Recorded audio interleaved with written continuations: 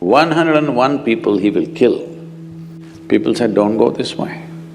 This is an animal. Then Gautama said, if I don't go, who will go?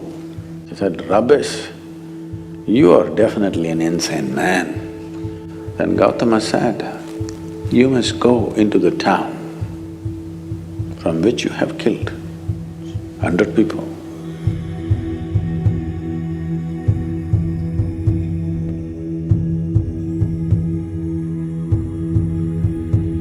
It happened that there was a man, his original name we forget. The name that people gave to him is Angulimala.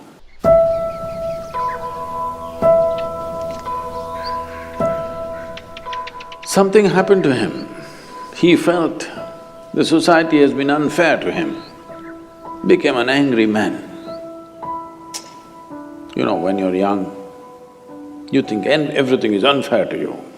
So he became very angry with the society and he took a vow, this town which has been unfair to him, he is going to kill 101 people. 101 people he will kill and he will cut each one of their thumb and wear it as a rosary around his neck, a garland of fingers, thumbs. So he went about doing this. People were terrified to go this way. He is housed in a jungle, but this is the pathway to go to many other places.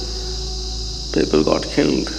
Over a few years, he killed 100 people. He just wants one more to satisfy his lust. So one day, Gautama Buddha came to this town. So by now, because he's wearing a garland of these fingers, they called him Angulimala. That means one who wears fingers as his garland. He just needs one more finger for him to complete his vow.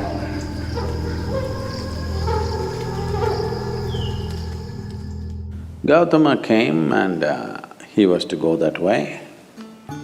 People said, don't go this way. This is an animal. This is not a man.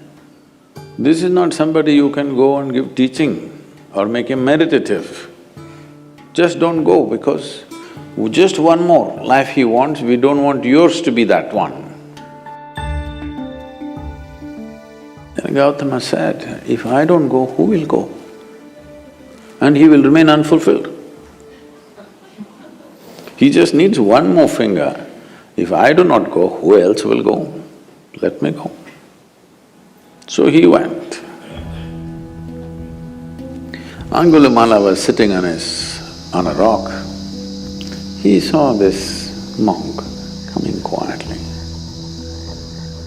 By now, he's enjoying his reputation. People are terrified of him, he likes it.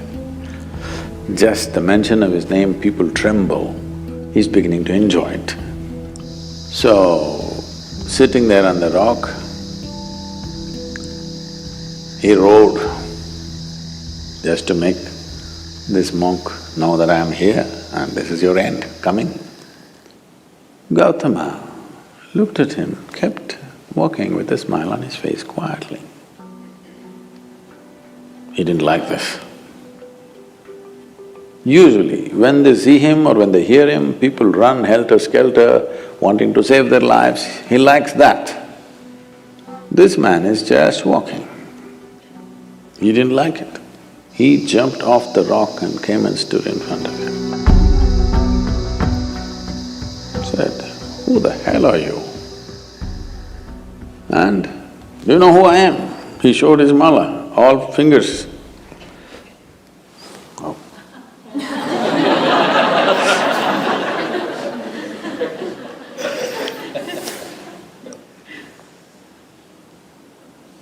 And you know about me? Gautama said, well, I've heard a lot about you.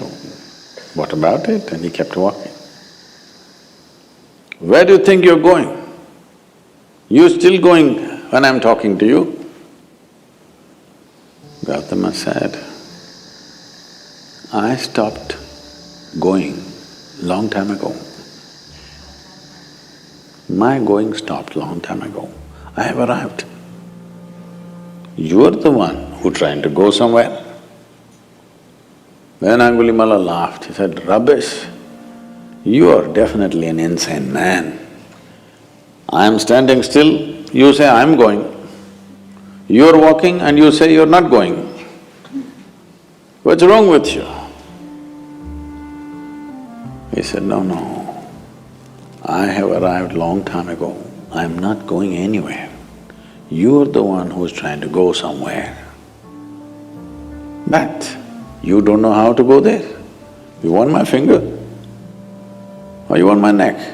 Hang my head as a as a pendant. You got fingers, you can hang my head. Now it'll be a good pendant for the necklace." Because I'm done, I've arrived. It doesn't matter whether I'm physically here or not, you can do what you want. See, the pleasure of this killing is only when you're terrified and you don't want to die. When someone wants to die and they don't care, what's the use of killing this guy? And it looks like even if you kill this guy, your lust for 101 lives will not be fulfilled because this guy doesn't give you the pleasure. Then he said, "Wait, you tell me, what is this about? You're moving and you're saying you have arrived and you're not moving. I am not moving and you say I'm moving. You're looking for fulfillment in your own way, 101. I'm fulfilled, there's a big difference. And you can take my life. If you think you're going to be fulfilled, do it. Because this is my work, to fulfill people. If it's going to happen so easy that without a teaching, just by slashing my throat, you're going to be fulfilled, just do it, what's the problem?" Now Angulimala became his star disciple.